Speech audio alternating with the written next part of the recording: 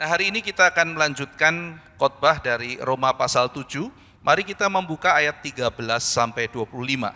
Kita akan membaca bertanggapan bagian ini. Saya akan mulai membaca ayat 13, jemaat membaca ayat 14, seterusnya sampai ayat 25. Jika demikian, adakah yang baik itu menjadi kematian bagiku? Sekali-kali tidak. Tetapi supaya nyata bahwa ia adalah dosa, maka dosa mempergunakan yang baik untuk mendatangkan kematian bagiku, supaya oleh perintah itu dosa lebih nyata lagi keadaannya sebagai dosa. Sebab kita tahu bahwa hukum Taurat adalah rohani, tetapi aku bersifat daging, terjual di bawah kuasa dosa. Sebab apa yang aku perbuat, aku tidak tahu, karena bukan apa yang aku kehendaki yang aku perbuat, tetapi apa yang aku benci, itulah yang aku perbuat. Jadi jika aku berbuat apa yang tidak aku kehendaki, aku menyetujui bahwa hukum Taurat itu baik. Kalau demikian bukan aku lagi yang memperbuatnya, tetapi dosa yang ada di dalam aku. Sebab aku tahu bahwa di dalam aku, yaitu di dalam aku sebagai manusia, tidak ada sesuatu yang baik. Sebab kehendak memang ada di dalam aku, tetapi bukan hal berbuat apa yang baik. Sebab bukan apa yang aku kehendaki, yaitu yang baik yang aku perbuat, melainkan apa yang tidak aku kehendaki, yaitu yang jahat yang aku perbuat. Jadi jika aku berbuat apa yang tidak aku kehendaki, maka bukan aku lagi yang memperbuatnya, tetapi dosa yang diam di dalam aku. Demikianlah aku dapati hukum ini, jika aku menghendaki berbuat apa yang baik, yang jahat itu ada padaku. Sebab di dalam batinku aku suka akan hukum Allah, Tetapi di dalam anggota-anggota tubuhku, aku melihat hukum lain yang berjuang melawan hukum akal budiku dan membuat aku menjadi tawanan hukum dosa yang ada di dalam anggota-anggota tubuhku. Aku manusia celaka, siapakah yang akan melepaskan aku dari tubuh maut ini? Syukur kepada Allah oleh Yesus Kristus Tuhan kita. Jadi dengan akal budiku aku melayani hukum Allah, tetapi dengan tubuh insaniku aku melayani hukum dosa. Saudara, pasal 7 membahas relasi hukum dan dosa. Di dalam beberapa waktu yang lalu kita sudah membahas hukum itu menyingkapkan dosa. The law reveals sin. Lalu yang kedua, hukum itu membangkitkan keinginan untuk berdosa. The law provokes sin. Dan yang ketiga, hukum itu menjatuhkan penghakiman akan dosa. The law condemns sin. Nah, jadi kalau melalui ada hukum Taurat, orang ingin berbuat dosa, maka pertanyaannya adalah apakah hukum Taurat itu jahat? Kalau Paulus melakukan banyak sekali kritik terhadap hukum, apakah hukum itu jahat? Nah, Paulus dengan tegas mengatakan hukum Taurat itu adalah kudus. Perintah itu juga adalah kudus, benar, dan baik. Itu kesimpulan Paulus di dalam ayat 12. Nah, lalu kemudian, jikalau hukum itu baik, kenapa akhirnya hukum itu menjadi sumber daripada kematian kita? Maka di dalam bagian ini Paulus melanjutkan pembahasannya. Kita lihat ayat 13. Jika demikian, adakah yang baik itu menjadi kematian bagiku? Paulus dengan tegas menjawab, sekali-kali tidak. Tetapi supaya nyata bahwa ia adalah dosa, maka dosa mempergunakan yang baik untuk mendatangkan kematian bagiku. Supaya oleh perintah itu dosa lebih nyata lagi keadaannya sebagai dosa. Jadi yang dikritik Paulus itu bukan hukum itu jahat, saudara. Yang jahat adalah memakai hukum sebagai sarana keselamatan. Itu tidak mungkin. Itu tidak bisa. Jadi hukumnya itu baik. Tetapi kenapa hukum yang baik itu mengakibatkan kematian saya? Yang membunuh bukan hukum. Paulus mengatakan yang membunuh dosa. Jadi yang problem itu kitanya, bukan hukumnya. Maka hukum yang baik bagaimana mungkin bisa menjadi jahat? Karena natur berdosa kita membuat hukum yang baik itu menjadi dimanfaatkan untuk kecelakaan. Jadi iblis, dosa, memakai yang baik untuk jadi yang jahat. Saya pernah khotbah mengenai Nehustan. Nehustan itu adalah ular tembaganya Musa itu, saudara. Nah, jadi ketika di padang gurun Tuhan memerintahkan Musa untuk membuat ular tembaga sebagai simbol lambang dalam Yohanes 3, itu melambangkan Kristus. Barang siapa melihat ular tembaga itu akan disembuhkan. Saudara, itu sesuatu yang baik. Tuhan memberikan Nehustan ular tembaga itu kepada orang Israel itu sebagai sesuatu yang baik, sebuah pemberian. Tetapi akhirnya apa? Orang Israel menyembah patung itu. Sampai akhirnya harus dihancurkan. Kemudian harus dibakar, diremukkan. Supaya orang Israel tidak lagi menyembah. Jadi sesuatu yang baik dipergunakan untuk yang jahat. Demikian juga hukum Taurat. Sesuatu yang baik. Tetapi akhirnya dimanfaatkan untuk sesuatu yang jahat. Dipakai untuk sesuatu yang jahat. Nah, ambil contoh yang kita sudah bahas. Hukum yang adalah cermin dijadikan sarana keselamatan, menggantikan Tuhan Yesus. Sehingga tidak perlu lagi penebus. Ketika saya melanjutkan melakukan hukum, maka saya bisa diselamatkan. Nah, saudara-saudara sekalian, berikutnya contohnya adalah hukum itu provoke sin. Dia membangkitkan keinginan berdosa. Contohnya adalah misalnya kalau kita lihat ada papan ya, dilarang menginjak rumput. Ya, aturan itu baik, saudara. Sebuah taman yang indah, sebuah taman yang baik, lalu dikasih papan tulisannya jangan menginjak rumput. Tujuannya adalah kita bersama-sama untuk menjaga kelestarian dan keindahan taman yang dipakai bersama. Kalau semua orang yang datang menginjak rumput, hancur rumputnya. Tetapi apa yang terjadi, saudara-saudara sekalian? Begitu seseorang pemuda datang membaca, jangan menginjak rumput, penasaran. Kalau saya injak apa yang terjadi ya? Begitu diinjak, temannya bilang, weh jangan injak. Wah, dia makin senang. Wah, saya jadi pusat perhatian. Dia lari-lari injak-injak. Jadi justru karena ada tulisan, jangan injak rumput, dia termotivasi nginjak rumput. Yang salah bukan pelangnya, saudara. Yang salah adalah nafsu berdosa yang ada di dalam diri orang yang injak rumput itu. Sama seperti anak kecil.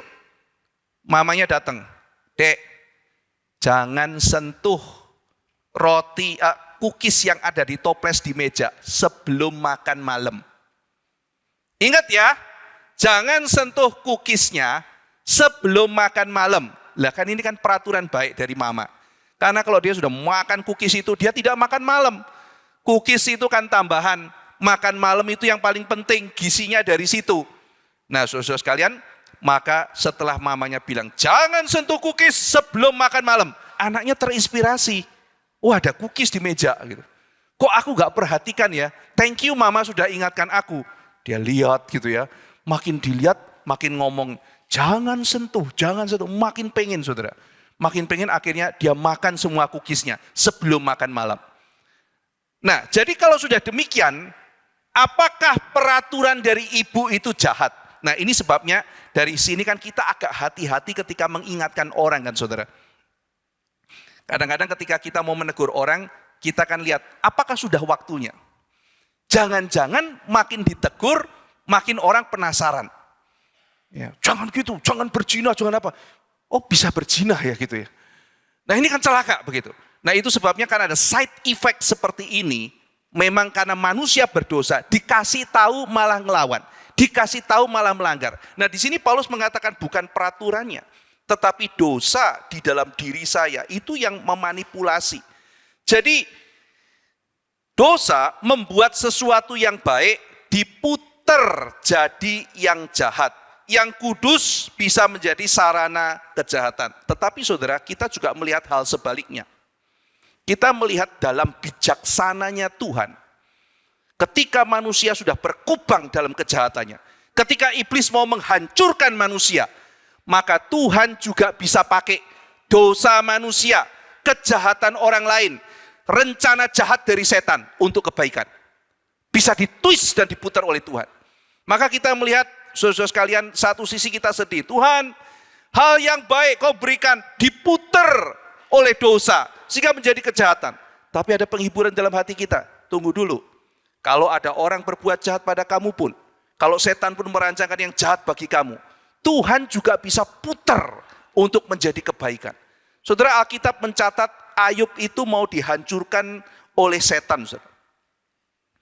Jadi ketika Ayub mau dihancurkan oleh setan, lalu kemudian setan di hadapan Tuhan, Tuhan menantang setan, lalu setan membuat rencana yang jahat pada Ayub. Tuhan memakai semua kejahatan itu. Tuhan memakai semua kejahatan itu untuk mendatangkan kebaikan yang lebih besar pada diri Ayub. Ayub menjadi mengenal Tuhan. Ayub mengatakan, dulu aku cuma dengar dari kata orang Tuhan tentang kamu. Tetapi sekarang aku langsung melihat engkau, aku lebih dekat dengan engkau. Lewat serangkaian hal yang kelihatan begitu jahat, Tuhan putar itu untuk menjadi berkat bagi Ayub. Saudara sekalian, Ayub menjadi dewasa, menjadi mengenal Tuhan. Alkitab juga mencatat dalam kitab Keluaran, Pendeta Heru sudah bahas panjang lebar mengenai Fir'aun. Setan mau menghancurkan umat pilihan Tuhan lewat cara membangkitkan Fir'aun yang jahat. Lalu Fir'aun itu mau menentang rencana Tuhan. Tuhan mau supaya orang-orang ini berkembang biak, keturunan ada Abraham menjadi bangsa yang besar. Tetapi kemudian rencana itu mau digagalkan oleh iblis lewat figur yaitu Fir'aun. Rencananya sangat jahat, pakai politik, kuasa militer yang besar untuk menindas orang Israel. Berhasil? Tidak, saudara. Tuhan bikin kejahatan mereka makin membuat orang Israel lebih beranak pinak, lebih banyak lagi. Dan rencana Tuhan tidak bisa digagalkan. Bahkan kejahatan Fir'aun dipakai untuk membangkitkan kerinduan orang Israel untuk keluar dari Mesir. Coba kalau Fir'aunnya baik, saudara. Les, bangsa spesial, tinggal di sini saja. Terus Musa teriak, mari kita keluar dari Mesir. Gitu kan. Tidak ada yang mau, saudara. Ini kan kayak orang Filistin zamannya Simpson. Mari lawan Filistin. Orang Israel disuruh lawan Filistin. Tidak ada yang mau. Ya Simpson, kamu perang sendiri. Kenapa? Filistin sama kita baik kok. Jadi bahkan kejahatan Fir'aun pun di tangan Tuhan dipakai untuk kebaikan. Tidak ada satu orang pun sudah bisa menggagalkan rencana Tuhan. Kita hidup dalam dunia bukan sebagai seorang yang layang-layang putus. Kita hidup dengan rancangan Tuhan dalam hidup kita. Bahkan kalau kita melihat yang baik Tuhan, yang baik aku jadikan yang jahat. Iya, tapi hidupmu tidak akan hancur ketika engkau di dalam Tuhan. Karena Tuhan juga bisa mengubah yang jahat menjadi yang baik. Itu sebabnya di sini kita takut di dalam dunia. Tapi sekaligus kita berpengharapan di dalam dunia. Karena kita tidak diobang-ambingkan oleh nasib. Tapi ada di tangan Tuhan yang perkasa. Saudara sekalian, pemberontakan manusia, penentangan manusia. Bahkan kayu salib tidak menghambat kemenangan Tuhan. Justru akhirnya melalui semua yang kelihatan jahat, kemenangan Tuhan dinyatakan dengan demikian dahsyat. Dan keselamatan diberikan Tuhan kepada umat manusia. Saudara sekalian, lalu kalau kita melihat Roma pasal 7 ayat 14. Sekarang kita masuk bagian yang sangat penting. Sebab kita tahu bahwa hukum Taurat adalah rohani. Tetapi aku, yaitu Paulus di sini, bersifat daging.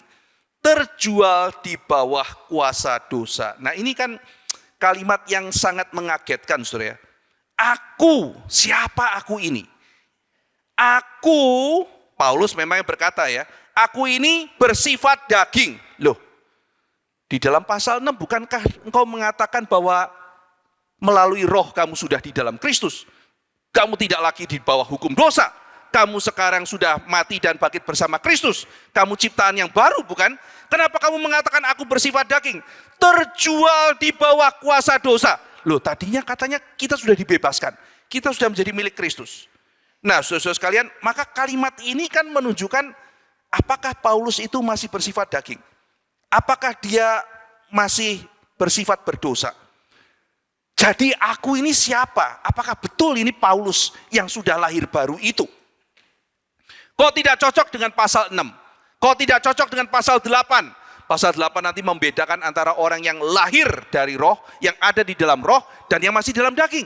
Ini kok kayak manusia daging, bukan manusia rohani. Ini bukan Paulus kayaknya. Berarti siapa dia? Nah, sekarang kita masuk pembahasan salah satu paling kontroversial dalam sejarah, saudara. Siapa aku dalam Roma pasal 7? Tafsirannya banyak sekali, saudara. Saya akan sekilas ya, ada beberapa yang saya highlight, tapi saya tidak bisa bahas satu-satu. Ini nanti kelas tersendiri, kalau saudara mau membahas mengenai siapa aku dalam Roma pasal 7 ini. Tetapi paling tidak ada beberapa pandangan. Yang pertama, saudara, aku di sini dipahami sebagai Paulus sebelum bertobat. Ya, misalnya saudara, ini adalah pandangan dari Origen, John Chrysostom, bapak-bapak gereja awal. Mereka mengatakan ini Paulus sebelum bertobat. Ini tidak mungkin Paulus setelah bertobat. Kenapa? Lah kalau sudah bertobat kok dibilang bersifat daging? Kalau sudah bertobat kenapa dikatakan terjual di bawah kuasa dosa? Berarti ini sebelum bertobat. masuk akal. Dalam pasal 6 dikatakan sebelum kita bertobat kita kan di bawah kuasa dosa, lalu dilepaskan. Berarti di sini Paulus sedang menceritakan pengalamannya sebelum bertobat. Ini adalah orang Kristen sebelum lahir baru. Saudara sekalian, kalau kita melanjutkan argumen mereka, kenapa ini adalah seseorang yang disebut Paulus yang belum bertobat? Karena Paulus di dalam dia menceritakan autobiografinya. Autobiografi itu seseorang yang menceritakan kisahnya pada waktu hidup ya. Saudara akan menemukan bahwa dia itu sangat ketat menuntut dirinya. Kalau orang Farisi, levelnya Farisi, aku sempurna. Paulus kan bilang begitu, saudara ya. Maksudnya apa, saudara? Dia betul-betul ketat menjalankan semua aturan Farisi. Jadi Paulus kan waktu itu mau mengatakan kalau manusia selamat urusan kayak begitu, aku ya harusnya selamat. Tapi itu tidak cukup. Semuanya itu sampah di hadapan Kristus. Jadi Paulus bukan orang yang tidak disiplin. Paulus bukan orang yang sembarangan hidup. Dia seorang yang menuntut diri begitu kuat. Masakan ini Paulus mengatakan kayak begini, aku ini orang di bawah hukum, aku ini masih bersifat daging. Mana mungkin Paulus kayak begitu?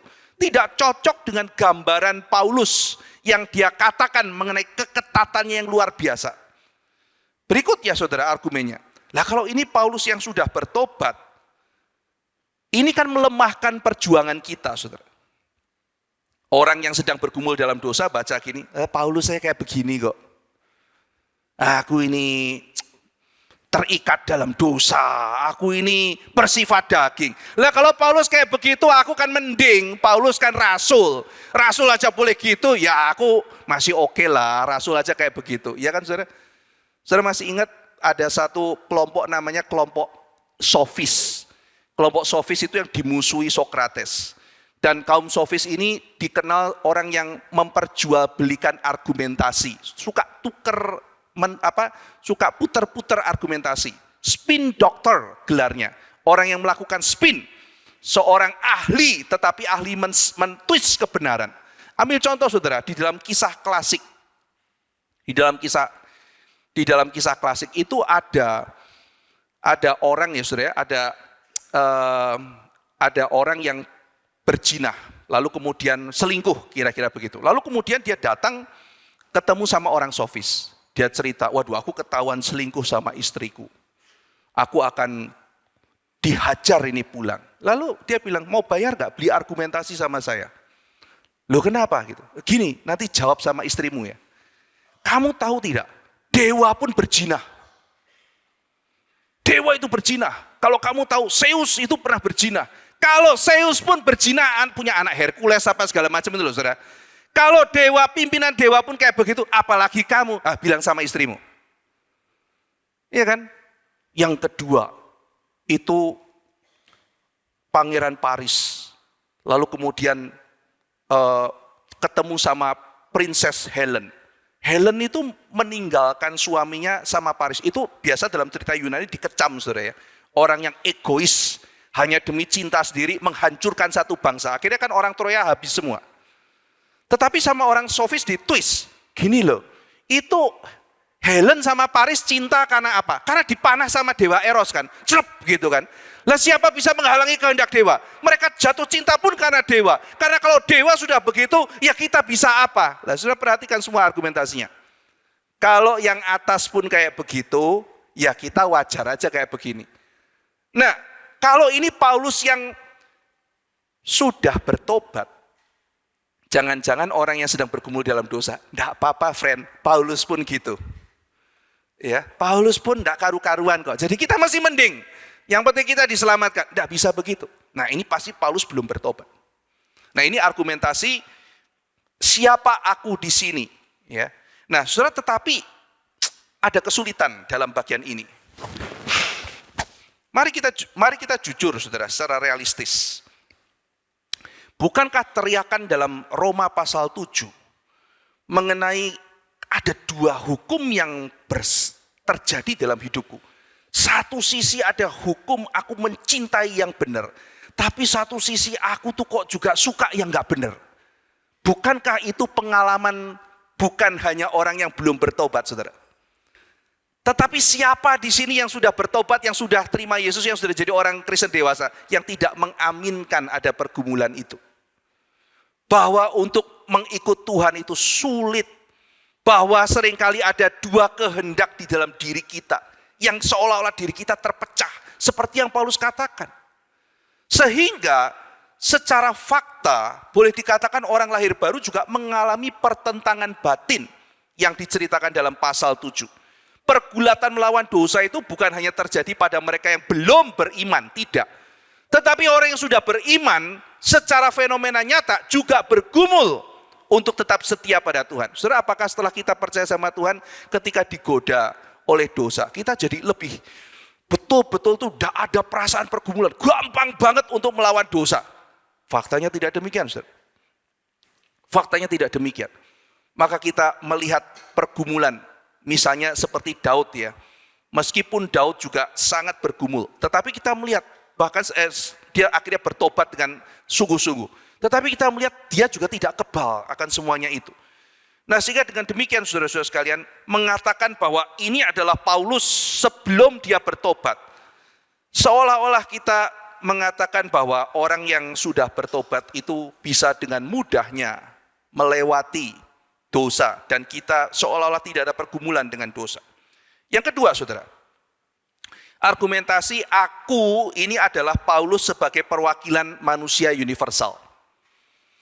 Jadi di sini ketika Paulus menceritakan aku ini begini, nah para penafsir bilang begini, ini sebetulnya Paulus ini bukan bicara tentang dirinya personal.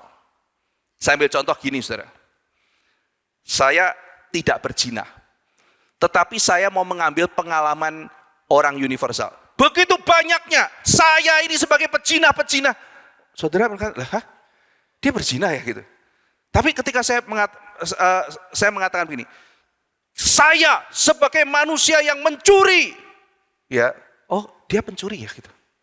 Padahal saya sedang mempersonifikasi kejadian-kejadian yang ada. Misalnya, saya mau cerita tentang orang bangsa Indonesia banyak koruptor gitu ya. Mari kita minta ampun, saudara. Saya dan saudara koruptor di hadapan Tuhan. Nah, ini berarti saya sedang mengambil kayak Daniel ya, meminta ampun pada Tuhan, mengambil dosa bangsa, seolah-olah saya ini sedang melakukan. Bukan karena saya melakukan, saya sedang membawa dosa-dosa bangsaku untuk dibawa ke hadapan Tuhan. Nah, di sini kan saya tidak menceritakan kisah pribadi saya. Tetapi saya, istilah aku itu adalah menjadi perwakilan manusia secara universal. Maka ketika Paulus mengatakan, saya ini orang yang dibawa ini apa segala macam, dia sedang menceritakan pergumulan orang yang sudah bertobat, tetapi secara universal. Jadi ini bukan kesaksian pribadi dia. Nah, di sini argumentasi ini mengatakan bahwa Paulus, aku ini adalah autobiografi umat manusia, bukan literal dia. Ini adalah jerit manusia yang sadar akan hukum, tetapi tidak berdaya tanpa anugerah. Nah, saudara, argumentasi berikutnya apa? Ya karena begini, karena dalam Roma pasal 5, itu kan Paulus bicara Adam sebagai perwakilan umat manusia. Ya, en Adam sama en Kristo kan. Nah, maka pasal 7 ini juga dia menjadikan dirinya perwakilan seluruh umat manusia. Jadi dia tidak sedang menceritakan pergumulan pribadinya. Sehingga di sini lebih nyata dan sinkron terhadap kehidupan kita kan. Fakta kok kita bergumul. Sehingga dengan demikian beriman itu tidak menghilangkan peperangan melawan dosa yang sengit dalam hati. Nah, fakta ini tetap dikatakan. Tetapi sekaligus tidak menjadikan Paulus itu sebagai pendosa yang membuat kita menggampangkan dosa. Nah, ini pandangan yang kedua ya. Jadi pandangan yang pertama tadi mengatakan itu Paulus sebelum bertobat. Yang kedua, Paulus sesudah bertobat, tapi dia tidak sedang cerita dirinya, tetapi pengalaman manusia universal. Tapi pertanyaannya, saudara, Paulus di sini betul-betul memperlihatkan aku, lalu kemudian menceritakan hidupnya dia. Dia betul-betul bilang loh, dia ini pendosa loh, saudara. Jadi memisahkan begitu saja. Saya juga setuju pandangan ini, saudara. Jadi maksudnya ada benernya pandangan ini, bahwa Paulus sedang bukan hanya bicara tentang dia, tetapi juga kita semua gitu ya. Tetapi tidak bisa dilepaskan dari Paulus sedang bicara tentang dirinya. Karena kalau tidak, itu betul-betul semua yang dia omongkan itu hanyalah sebuah perumpamaan, tidak bicara langsung tentang dirinya. Begitu real loh ketika dia bicara. Ya, nah, jadi saya menerima pandangan ini sebagian. Saya tidak menerima pandangan yang pertama ya, saudara, tetapi saya juga tidak menghina orang-orang yang mengatakan yang nomor satu begitu ya. Sekali lagi ini adalah perdebatan yang sepanjang sejarah teologi dinyatakan. Saya akan menyatakan posisi saya nanti ya. Yang ketiga, aku sebagai orang yang sudah bertobat dalam zaman gereja awal tapi belum menerima Roh Kudus. Ya, jadi aku ini Paulus sedang menggambarkan orang-orang di gereja awal yang sudah bertobat tapi belum terima Roh Kudus. Saudara masih ingat kan dalam Kisah Para Rasul ada orang-orang yang sudah bertobat, terus ditanya, kamu dibaptiskan dalam nama siapa gitu. Oh belum ya, belum menerima Roh Kudus ya, belum. Ditumpangi tangan baru terima Roh Kudus. Nah maka di situ dikatakan oleh orang yaitu John Stott. John Stott mengatakan, itu sebabnya kalau dibilang mereka itu orang-orang yang bukan tidak percaya Tuhan, kok bahasanya bahasa orang percaya Tuhan. Aku ini orang binasa, aku ini orang ini, oh aku manusia celaka. Lah itu kan bahasa orang yang sudah terima Roh Kudus. Orang yang sudah bertobat toh. Tidak mungkin orang belum bertobat, aku ini membutuhkan Tuhan. Siapa bisa menyelamatkan aku? Lah itu kan orang yang sudah bertobat. Tapi kalau dibilang sudah bertobat, kok kayaknya nggak berdaya. Nah John Stott mengatakan, oh ini adalah orang-orang yang sudah terima Tuhan Yesus, tapi belum terima Roh Kudus. Ini John Stott. Ya. Yang keempat saudara, ini seorang namanya Martin Lloyd Jones. Martin Lloyd Jones. Ya, saya menghargai saudara ya. Dia punya ketelitian, dia punya eksegese, juga nggak main-main. Tapi saya juga nggak terima gitu ya. Lloyd Jones mengatakan, aku ini adalah orang yang diyakinkan, tetapi jadi mereka sudah convict ya, mengalami conviction, sudah mengaku, tapi belum conversion kata dia. Belum diubahkan. Jadi Lloyd Jones tentu saja punya pandangan kebangunan rohani, dia seorang yang sangat tertarik pada kebangunan rohani. Nah, dalam kebangunan rohani dia melihat ada orang-orang yang sudah yakin, tapi belum lahir baru. Nah ini adalah orang-orang yang demikian, kata Martin Lloyd Jones. Lalu ada banyak pandangan lain saudara, Douglas Moo, seorang profesor yang terkemuka mengatakan, aku ini adalah perwakilan orang yang ada di bawah hukum.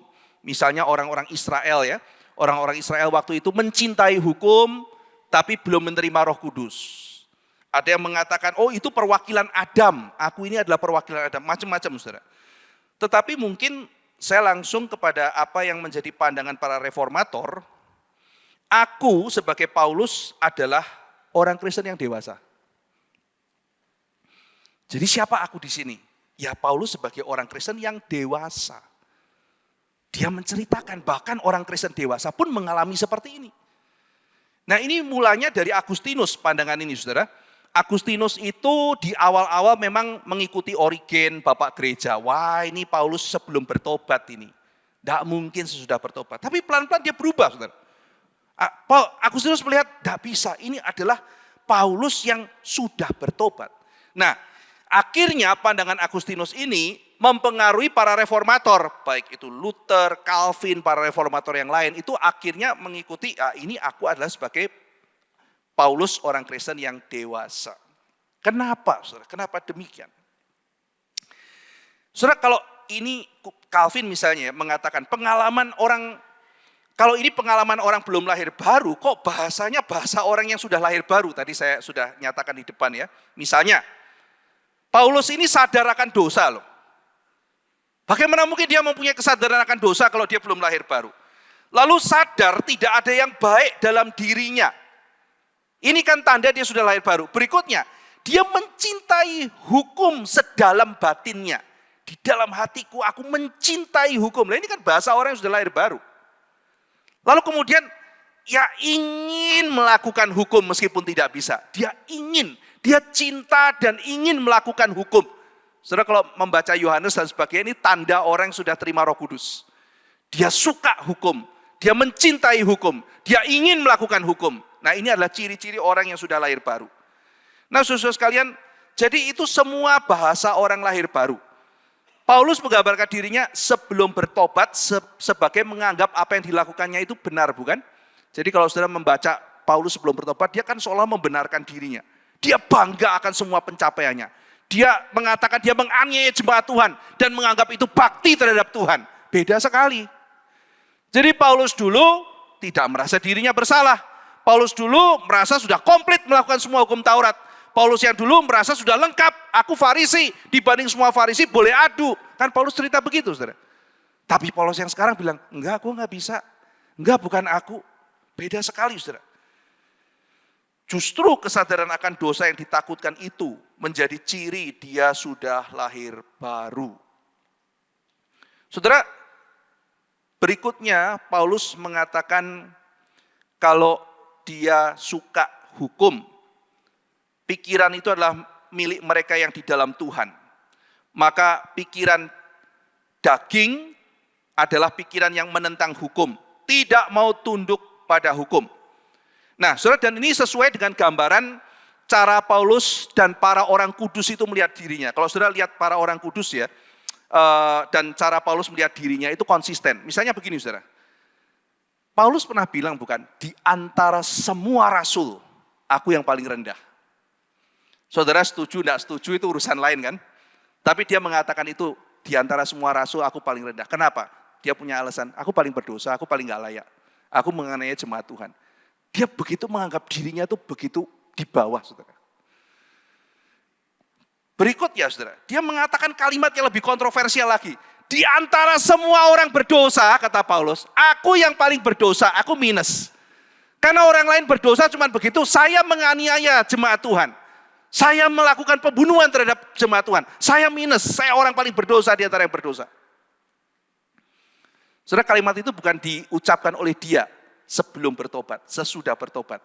Dan kalimat itu tidak menunjukkan dia lebih berdosa dari semuanya kita. Tetapi kalimat-kalimat itu menunjukkan kesadaran dia akan dosa itu luar biasa. Nah, saudara bisa nangkep poin para reformator di sini ya. Ketika Paulus mengatakan, aku ini begini, aku begini. Bukan dia menunjukkan dia itu luar biasa berdosanya, tidak. Tapi sebaliknya menunjukkan kepekaannya dia akan dosa itu luar biasa, saudara. Saudara pernah nggak ketemu manusia ya, terus lagi bergumul gitu ya. Bergumul berat itu. Terus ditanya gitu. Apa yang terjadi dalam hidupmu? Aduh, saya sedang mau mengambil keputusan, saya itu mau minta ampun di depan Tuhan. Dosa aku begitu besar. Gitu. Kenapa? Apa yang terjadi pada dirimu? Gitu. Aku tuh mau mati saja. Kalau aku tuh patut masuk neraka. Loh, kamu kenapa? Waktu aku makan lihat salad kentangnya sebelahku, aku kepengen gitu. Saya kesel gak ngeliat kayak begini gitu kan ya. Kirain apa? Saudara tahu saya cerita pengalaman siapa? Martin Luther. Martin Luther kan begitu, dia lihat, aduh kepengen terus masuk ruang pengakuan dosa gitu ya sebelum dia bertobat waktu itu kan. Apakah dia pendosa besar? Tidak, dia sensitif, saudara. Itu menunjukkan dia mau mencari kekudusan, bukan? Lalu sampai pembimbingnya bilang, Luther, bikin dosa lebih besar baru balik sini gitu. Iri salad kentang, cuma bagi Luther, waduh, kalau memang keselamatan karena perbuatan, saya mungkin mati dong. Kenapa? Karena saya sudah berdosa kok. Nah, ini konsekuensi dari doktrin yang salah, bukan? Nah, jadi saudara, hal itu tidak menunjukkan Luther itu seorang yang pendosa. Justru dia mempunyai standar yang sangat tinggi. Sehingga dosa kecil pun mereka tidak bisa kompromi. Jadi seruan dalam pasal 7 ini tidak langsung kemudian mengatakan, oh kalau gitu Paulus meremehkan dosa. Kalau begitu kita bisa bilang, sudahlah nggak apa-apa kita berdosa. Paulus pun kayak begitu. Justru kebalikannya, itu menuntut diri kita. Waduh, standar Paulus tinggi banget ya. Paulus yang kayak begitu pun melihat dirinya itu demikian kotor di depan Tuhan. Begitu dibandingin sama Tuhan, oh celaka saya tidak mentaati hukum-Mu Tuhan, saya apa segala macam. Cuman kalau kita ngelihat, ya ampun disiplin rohaninya mungkin luar biasa. Tapi di depan Tuhan, saya ini orangnya tidak taat Tuhan, tidak bisa. Jadi itu sebabnya saudara, ketika kita melihat ini pengalaman Paulus yang sudah bertobat. Paulus sedang mengatakan dengan jujur, dalam setiap kita levelnya bisa beda-beda. Tapi faktanya adalah setiap kita bergumul dan pergumulan itu real.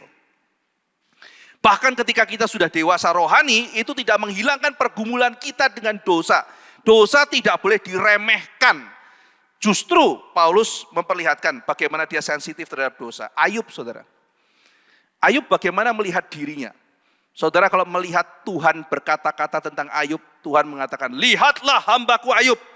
Di seluruh dunia tidak ada yang lebih saleh, lebih jujur, lebih takut akan Tuhan dan menjauhi kejahatan. Ayub satu-satunya. Wah, ini yang ngomong bukan tetangga loh saudara. Ini yang ngomong Tuhan sendiri. Nantang setan saudara. Saya lagi bayangin Tuhan ngomongin saya apa ya gitu ya. Ya jangan-jangan, aduh, jangan lihatlah hambaku. Kira-kira gak tahu dia ngomong apa gitu. Tapi khusus pada Ayub Tuhan kan kasih bocoran saudara. Lihatlah hambaku Ayub. Yang jujur, saleh, jujur, takut akan Tuhan, menjauhi kejahatan. Kalau Tuhan ngomong proven, itu pasti, tidak mungkin salah. Nah Ayub kalau ngelihat dirinya gimana saudara? Apakah Ayub mengatakan, hei teman, jangan tuduh saya ya, saya ini seorang yang selalu saleh jujur. Enggak loh saudara, dia ketika di pasal 40 ketika ketemu sama Tuhan, dia bicara apa? Aku ini manusia celaka. Tidak patut aku berkata demikian. Lihat saudara bagaimana dia melihat dirinya. Aku ini manusia celaka. Tidak ada yang baik dalam diriku. Jadi ini semua konsisten saudara. Oh kalau begitu kamu tidak jujur, tidak saleh. Bukan, dia justru dikatakan ini orang yang benar karena dia sensitif terhadap dosanya saudara. Kalau Patung kasih ilustrasi saudara, itu kotoran makin dekat ke lampu itu makin kelihatan hitamnya gitu. Kira-kira seperti itu. Nah jadi tidak ada kesulitan sebetulnya bagi kita untuk mengatakan ini adalah pergumulan dari Paulus yang dia nyatakan, ini sekaligus juga pergumulan kita, autobiografi semua orang, tetapi ini juga pergumulan Paulus, di mana Paulus mau menyatakan ada ketegangan antara roh dan daging. Poin Paulus adalah ketika engkau menjadi orang manusia baru dalam Kristus, tetap ada pergumulan, karena ada sisa manusia lama, ada sisa daging yang bekerja dalam hidupmu. Tetapi saudara, meskipun dengan demikian, maka itu bukan menjadi identitas kita. Identitas kita terdalam, nanti berkali-kali Paulus tekankan, itu adalah manusia yang baru di dalam Kristus itu. Ya.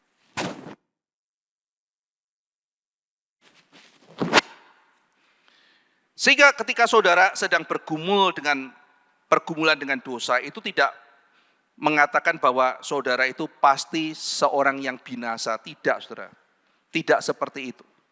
Justru ketika saudara sudah di dalam Tuhan, maka kita tidak boleh meremehkan.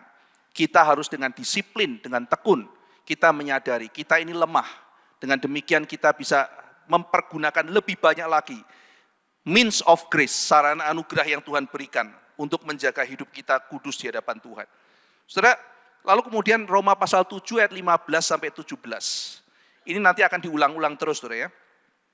Jadi poinnya adalah di sini Paulus mengatakan, apa yang aku perbuat aku tidak tahu.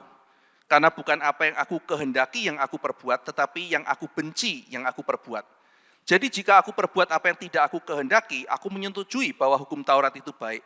Kalau demikian, bukan aku lagi yang memperbuatnya, tetapi dosa yang ada di dalam aku. Saudara lihat ya, ada dua kekuatan di sini.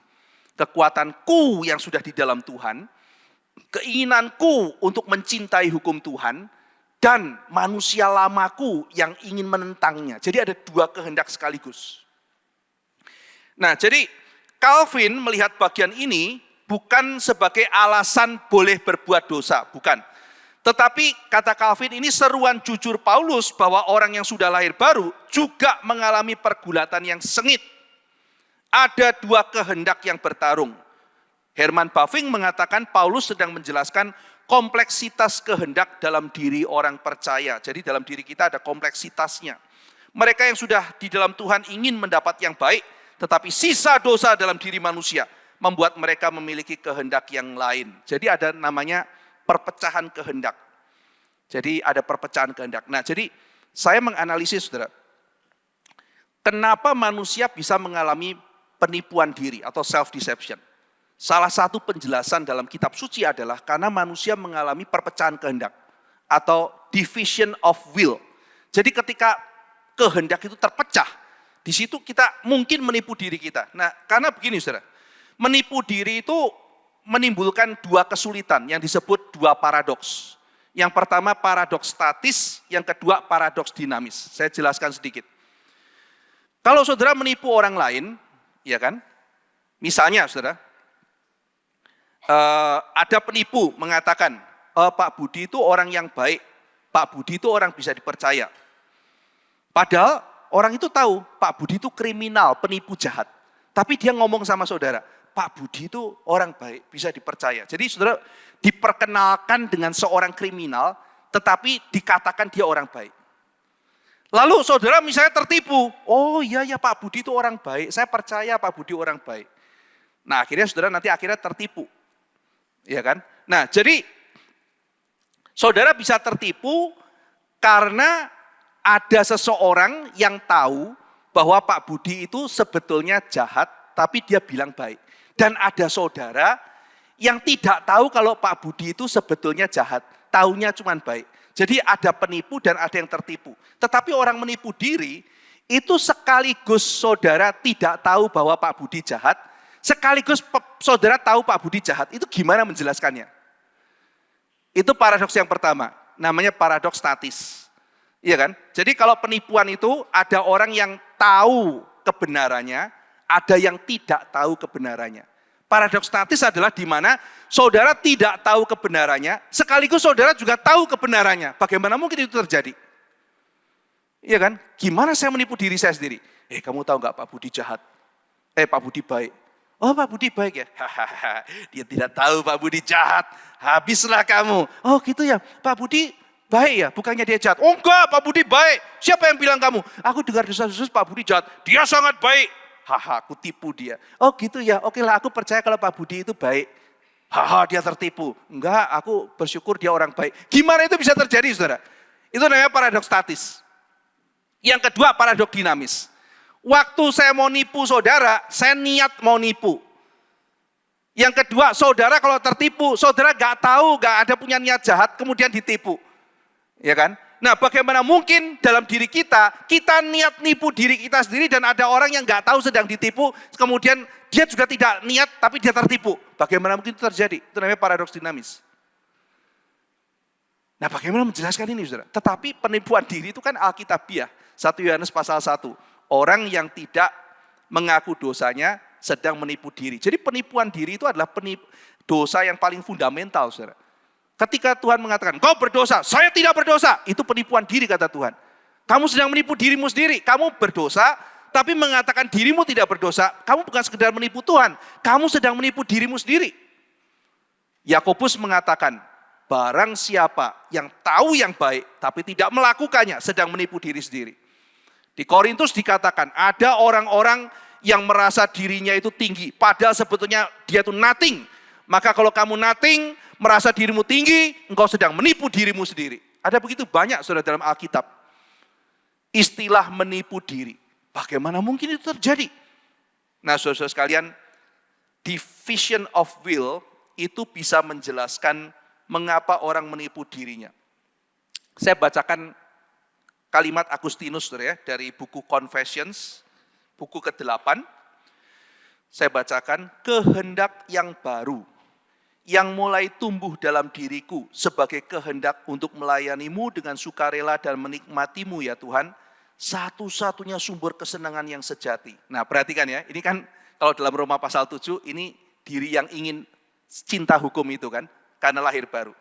Belum cukup kuat untuk menaklukkan kehendak lamaku. Nah Agustinus bicara ada 2 kehendak, kehendak baru dan kehendak lama. Yang telah memperoleh kekuatannya dari kebiasaan lama. Ya, jadi ada kehendak baru, ada kehendak yang memperoleh kekuatan dari kebiasaan lama. Ini menjadi kunci-kunci nanti bagaimana disiplin mengalahkan yang lama. Maka kata Agustinus, 2 kehendak dalam diriku. Yang satu lama, yang lain baru. Yang satu duniawi, yang lain rohani. Berkonflik satu sama lain. Dan pertentangan mereka merampas seluruh konsentrasi jiwaku. Nah, ini Roma pasal 7. Ya, ini bagian dari confession ini menggambarkan Roma pasal 7. 2 kehendak yang muncul. Nah, ini memunculkan penipuan diri. Perhatikan confession buku ke-8 lanjutannya, saudara, kalimat Agustinus. Namun aku adalah seorang pemuda yang tidak bahagia, sengsara, seperti pada awal masa remajaku. Ketika aku berdoa kepadamu, memohon kemurnian dan berkata, berilah aku kemurnian dan penguasaan diri. tetapi jangan sekarang. Ini penipuan dirinya ya. Aku pengen bertobat, tapi jangan sekarang. Ini kan dua kehendak, saudara. Jadi karena dua kehendak ini muncul penipuan diri. Aku takut engkau akan segera mengabulkan doaku dan terlalu cepat menyembuhkanku dari penyakit nafsu yang lebih aku ingin puaskan daripada aku kendalikan. Ini namanya adalah self-deception, delaying, penundaan. Misalnya saudara sadar, saya harus kerja. Ada kalimat dari teman, jangan khawatir. Mingtian weken hao, esok akan lebih baik, ya kan? Lupakan saja, semua akan berlalu. Itu membuat kita delay kan? Jadi kita tahu kita harus cepat kerja, tapi kita karena ada dua kehendak. Satu, saya ingin cepat menyelesaikan, satu, saya malas. Nah, karena ada malas, membuka ruang. Bagaimana caranya? Titik temunya kita menipu diri kita sendiri. Jadi penipuan diri terjadi karena ada division of the will, ada perpecahan dari kehendak. Maka Soren Kierkegaard mengatakan penipuan diri itu disebut oleh dia double-mindedness, kemenduaan hati. Double-mindedness. Dia mengambil itu ayat dari kitab Raja-Raja pada waktu Elia berkata, sampai berapa lama lagi hai Israel, kamu mendua hati. Kalau kau mau menyembah Allah, sembah Allah. Mau menyembah Baal, sembah Baal. Karena mereka mendua hati, dua keinginan. Nah jadi saudara-saudara sekalian, sarana penipuan diri. Ada penipuan diri proyeksi. Misalnya orang sudah sadar, iya ya saya harus berubah. Ketika dia mau berubah, dia berhenti. Dia pengen berubah, tapi dia pengen cepat urusannya selesai. Maka paling gampang apa saudara? Bukannya berubah, nyalain orang lain lebih cepat. Jadi dia mau begitu, dia nipu. Enggak juga, ini bukan begini. Udah hampir loh saudara dia mau berubah. Ini salah dia ini, salah apa dan sebagainya. Dia melakukan proyeksi, self-deception projection. Delaying, projection, lalu kemudian denial dan sebagainya. Dia melakukan semuanya itu. Kenapa itu bisa terjadi mekanisme saudara? Karena division of will. Bagaimana ada keterpecahan kehendak. Sehingga dengan demikian ada bagian yang menipu, ada bagian yang tertipu. Dijelaskan dengan dua kehendak yang bertarung. Dikatakan oleh Agustinus, karena engkau menghendaki yang baik, tetapi sekaligus engkau menghendaki yang jahat.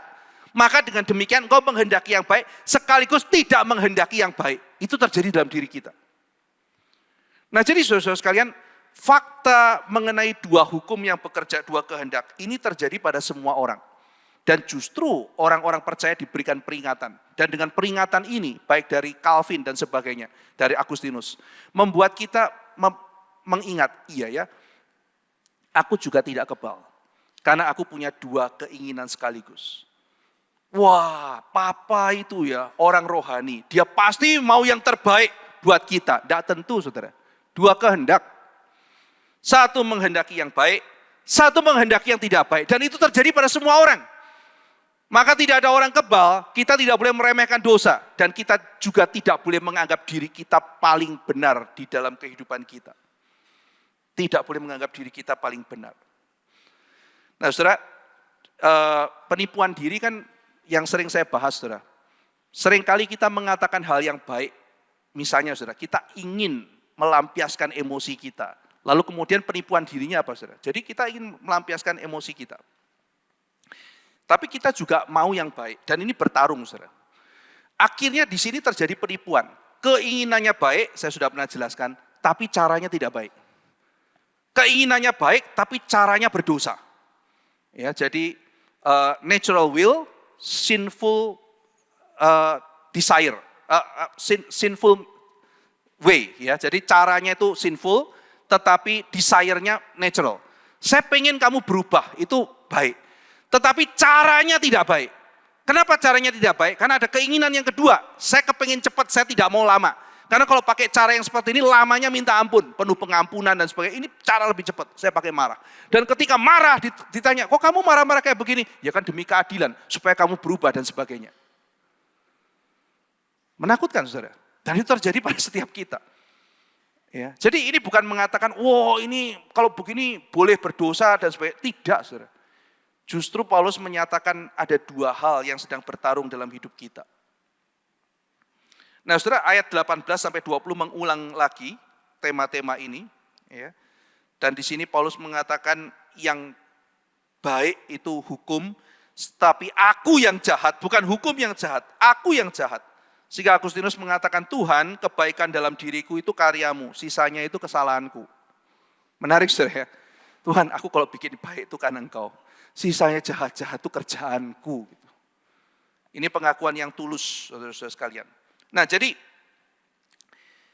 mari kita belajar untuk melihat ada fakta ini, dan ketika Paulus mengatakan ini, saudara ya, ayat 20, jadi jika aku berbuat apa yang tidak aku kehendaki, bukan lagi aku yang memperbuatnya, tetapi dosa yang diam di dalam aku. Perhatikan yang benar. Yang benar penafsirannya begini, ketika aku melakukan yang jahat, itu tidak menggeser identitasku. Saya ini anak Tuhan, saya ini di dalam Kristus, itu identitasku. Ketika aku melakukan itu manusia lamaku. Itu tidak boleh menjadi aku. Itu yang aku lawan. Pertarungan kita, saudara itu anak Tuhan, saudara itu anak yang dikasih oleh Dia. Anda tidak boleh menggeser, saya ini manusia celaka, saya mau dimurkai siapa, tidak bisa begitu. Ya. Nah, penafsiran yang salah, loh yang bikin bukan aku, dosa. Makanya kalau berbuat salah itu roh najis, roh curi, roh maki-maki, ya kan?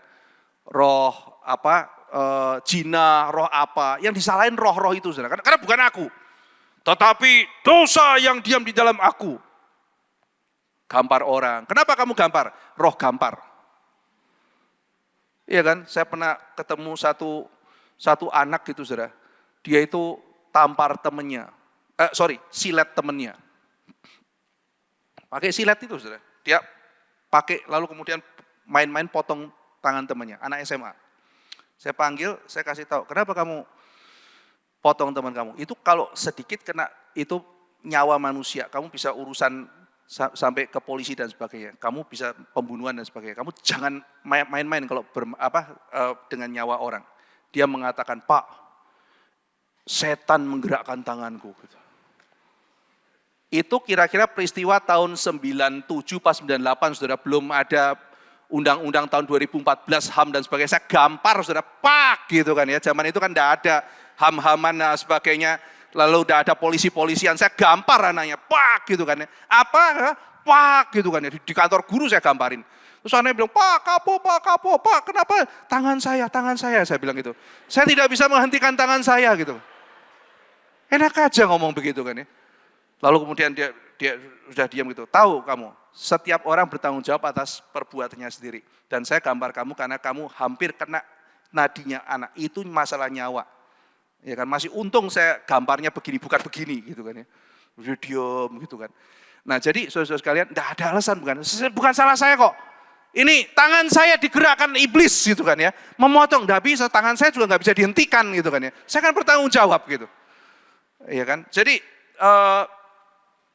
ini bukan ayat yang kemudian melemparkan tanggung jawab kepada orang lain, saudara. Tetapi ini adalah ayat yang mau menunjukkan bahwa sebetulnya kita semuanya bertanggung jawab di hadapan Tuhan. Dan ketika kita melakukan dosa, kita mesti mengingat dalam pergumulan itu jangan sampai kita tuh switching identity kita. Kita sudah di dalam Tuhan, kita justru harus kembali kepada Tuhan. Kita justru harus cepat-cepat bertobat. Bukan kemudian malah membiarkan hidup kita itu larut di dalam semua kesalahan kita. Nah jadi saudara-saudara sekalian, meski masih ada dosa, dosa itu bukan representasi diri sejati. Karena bagian terdalam kita sudah menjadi milik Tuhan. Segala yang baik dari Tuhan. Jadi perjuangan melawan dosa itu serius. Maka Paulus berteriak ya, itu sebuah teriakan saudara. Teriakan yang putus asa. Teriakan yang putus asa. Kenapa teriakan putus asa saudara? Karena Paulus mau menyatakan bahwa sebetulnya usaha kekudusan. Kalau saudara perhatikan semuanya ya. Pasal 7 ini, tidak muncul kata roh. Tidak muncul kata roh, nanti baru muncul di ayat pasal ke-8 dan ditutup di dalam pasal 25 bicara mengenai Kristus yang akan menyelamatkan. Jadi Paulus mau menyatakan bahwa semua usaha kita untuk hidup kudus itu sia-sia. Kita akan berakhir putus asa. Soren Kierkegaard mengatakan, kita ketika berjuang akan tiba sampai akhirnya kita mengalami despair, keputusasaan. Nah inilah poinnya, ketika keputusasaan itu muncul, Maka apa yang kita lakukan? Ada sebagian orang ketika keputusasaan itu muncul, mereka mencari pengalihan. Ya kan? Sudahlah, dosa biarin aja lah. Ya, kita seneng-seneng aja, kita nonton, kita hangout, kita apa, kita biarkan despair itu, keputusasaan itu. Biarkan saja, kita tutupi. Kalau pakai bahasanya Pascal, kita melakukan pengalihan, kita sibuk olahraga atau apa. Yang berikutnya ada orang yang merasa despair, lalu kemudian melawan, saudara, nantangin. Ya kayak Camus dan sebagainya. Tuhan, ini dadaku, aku mau lawan, biarin kayak begini. Ya, jadi mau menjadi diri sendiri, lawan dan sebagainya. Ya, biarin, saya kayak begini, ya sudah, aku pendosa, saya ceritain ke seluruh dunia. Satu orang pemuda ketemu saya, lagi makan, cerita, Pak Ivan, saya punya teman saya bilang, saya ini pejinah, tapi saya jujur. Lo orang Kristen, katanya baik, tapi munafik. Tapi kan kamu gak pejinah kan, saya bilang begitu sama dia. Aku gak pejinah Pak. Nah, dia pejinah, tapi katanya dia lebih baik dari saya. Dibalik ya, yang jinah jadi baik, yang gak jinah jadi jahat gitu. Ya, jadi dibalik sama dia. Ya kan, jadi ini kan kalau sudah mempelajari Roma pasal yang kedua kan, dibalik orang yang melakukan kejahatan merasa dirinya lebih baik. Diputar, saya pejinah tapi saya jujur, kamu gak jinah tapi kamu munafik. Kamu gak bisa cerita kesalahan kamu, saya cerita ke kamu, ke semua orang. Saya pejinah, saya memang suka pejinah dan sebagainya. Saya tanya, dia udah punya pacar belum? Belum, Pak Ivan. Coba tanya, nanti kalau pacaran dia mau cerita enggak? Aku suka sama kamu, tapi aku suka Cina. Kira-kira dia akan ngomong kayak begitu enggak ya? Dia bisa ngomong kayak begitu karena kumpulannya mungkin orang kayak begitu. Di tengah-tengah pejinah, orang yang enggak berjinah itu susah sekali hidupnya. Karena dianggap cupu. Tetapi di tengah-tengah orang yang hidup suci, pejinah itu susah sekali. Karena dia yang dianggap cupu rohaninya. Jadi sebetulnya masalahnya bukan jujur gak jujur. Karena dia di komunitasnya dia saja. Coba ngomong sama orang-orang yang mau dia tembak. Coba ngomong sama calon mertuanya. Tante, Om, saya mau pacaran sama anaknya Tante sama Om. Cuman saya pejinah ya Om, Tante ya. Asal tahu aja gitu ya. Karena saya jujur Om, Tante, saya gak munafik. Saya lebih baik, Om, Tante munafik gitu kan. Coba, berani gak bilang kayak begitu? Enggak kan gitu. Jadi kadang-kadang saudara-saudara sekalian, ada orang yang menantang saudara. Dia putus asa, dia gak bisa menghentikan, tapi kemudian dia malah menantang. Despair, menghindar. Despair, menantang. Tapi Kierkegaard mengatakan justru sebetulnya ketika orang mengalami keputusasaan, yang pertama adalah choose despair. Choose yourself. Pilihlah keputusasaan. Pilihlah dirimu. Maksudnya apa? Dirimu ya sendiri yang tidak mampu itu. Terima. Kamu tidak mampu. Dengan memilih dirimu dan tidak menghendaki diri yang bukan dirimu. Itu langkah awal untuk menjadi diri yang sejati di depan Tuhan. Choose yourself. Choose despair. Lalu setelah itu, seperti Paulus mengatakan, syukur pada Yesus Kristus. Jadi Paulus di dalam momen ini mau mengatakan, pergumulannya serius. Dan law, hukum itu bukan jawaban atas pergumulan dalam dosa.